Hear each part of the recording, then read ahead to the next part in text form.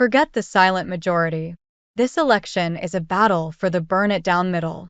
Something in the subconscious knows that in times of change it should go to. It's the city where, in 1896, a 36-year-old sent convention delegates into raptures by railing against plutocrats and urging Democrats to reconnect with their populist roots. It's where announced the coming of in 1932, starting a political revolution that pushed to the verge of extinction. It's where the coalition ripped itself apart in 1968, with protesters and students brawling in the streets and delegates at one another's throats. It's where Bill Clinton went in 1996 to put the ghost of the 60s to rest and build a bridge to the 21st century. And it's where, next week, the party of will become the party of. But what is she going to do with it? Although isn't the kind of politician who dreams about sweeping transformations fancy speeches, she says, aren't her thing. She has a unique opportunity to set the course for as they stumble out of the years, to outline the steps for beating this fall and renew the party over the next generation. The easiest option will be to keep heading down the road have followed since takeover of the 8 years ago. This means piecing together an anti-coalition in a campaign defined by opposition to while tacitly giving up on blue-collar voters who have moved toward the. Although the track record of this program has been spotty, just ask it has by no means been a disaster for.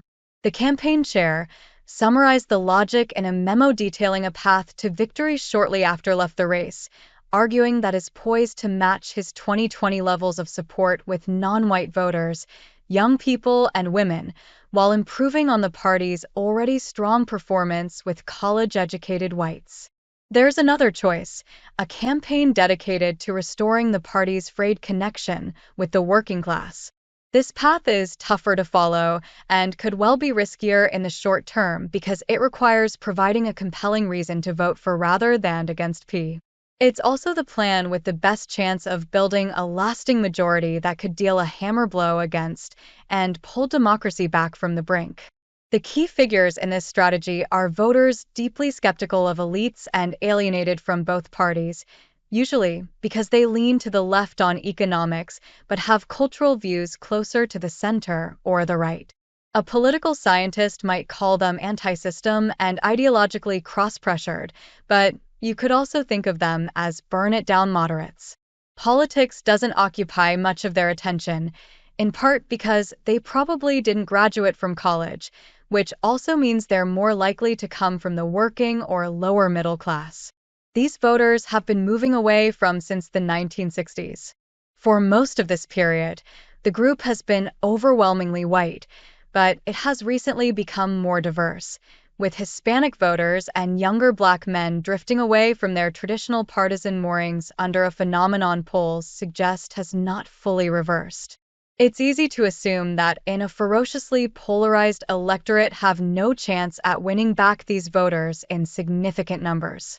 But polarization isn't a force of nature, and party coalitions aren't dictated by factors outside human control.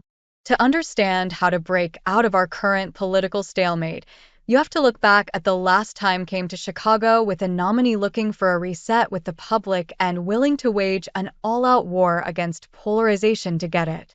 Bill was rewarded a few months later with a distinctly coalition anchored in the bottom half of the income distribution and with a victory on. Harris still has a chance to assemble that kind of coalition. That makes it the perfect time to take a look at the strategy that made it possible almost 30 years ago. Clinton's campaign could have fallen apart on the day he accepted the presidential nomination in 1996. As he was huddled with staffers putting the final touches on his convention speech, news leaked that his chief strategist had kept up a long-running relationship with a prostitute. Clinton staffers were accustomed to what they